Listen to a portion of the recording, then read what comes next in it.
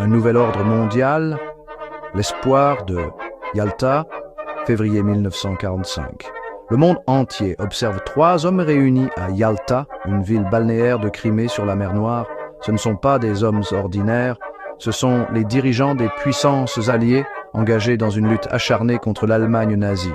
Le président américain Franklin D. Roosevelt, le premier ministre britannique Winston Churchill et le dirigeant soviétique Joseph Staline.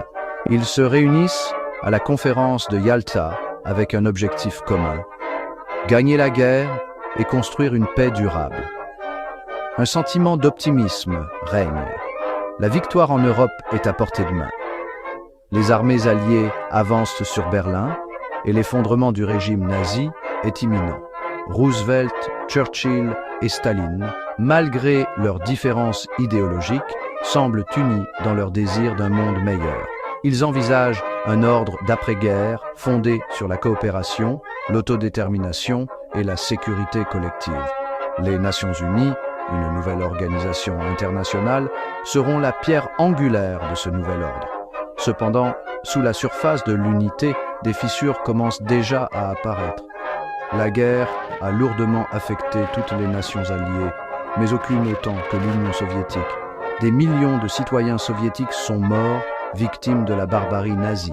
Staline, toujours pragmatique, est déterminé à sécuriser les frontières de son pays et à prévenir de futures invasions.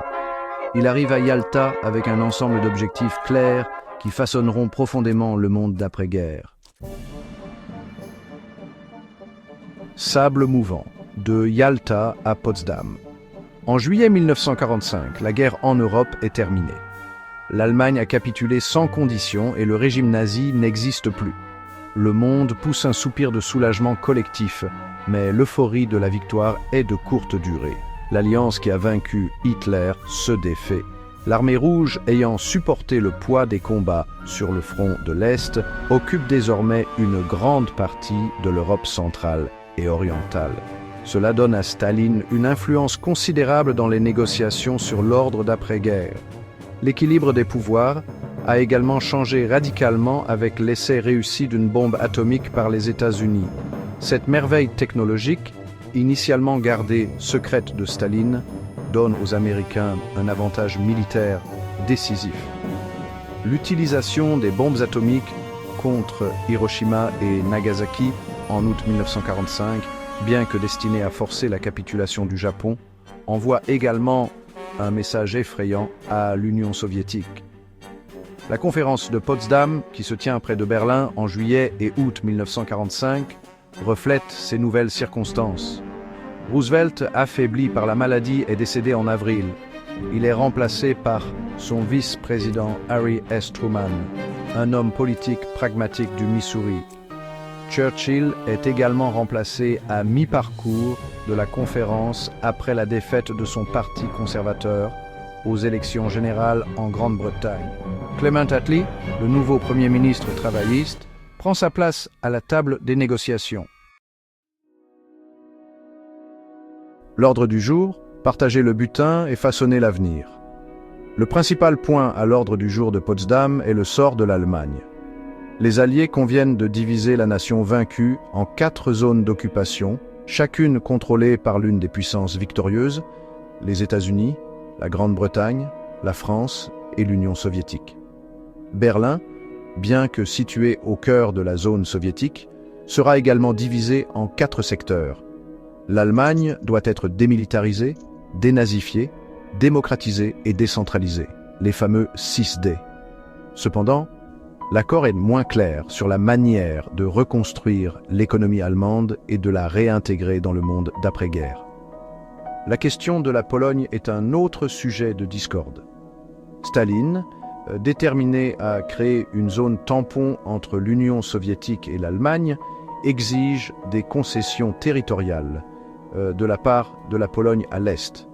En échange, la Pologne recevrait des territoires allemands à l'Ouest. Churchill et Roosevelt, bien que sensibles à la situation de la Pologne, ne sont finalement pas disposés à risquer une confrontation avec Staline sur cette question. La question polonaise, comme on l'appellera, sera une source de tension entre l'Est et l'Ouest pendant des décennies. La conférence de Potsdam aborde également la guerre en cours dans le Pacifique. Les Alliés publient une déclaration appelant à la capitulation sans condition du Japon. Cependant, les bombardements atomiques d'Hiroshima et Nagasaki qui ont lieu pendant la conférence jettent une ombre sur les débats. La décision de Truman d'utiliser ces armes dévastatrices fait l'objet de nombreux débats depuis lors. Certains historiens soutiennent que les bombardements étaient nécessaires pour mettre fin rapidement à la guerre et sauver des vies. D'autres affirment qu'ils étaient moralement injustifiés et ont contribué à l'avènement de l'ère nucléaire. L'héritage, une Europe divisée, est l'ombre de la guerre froide.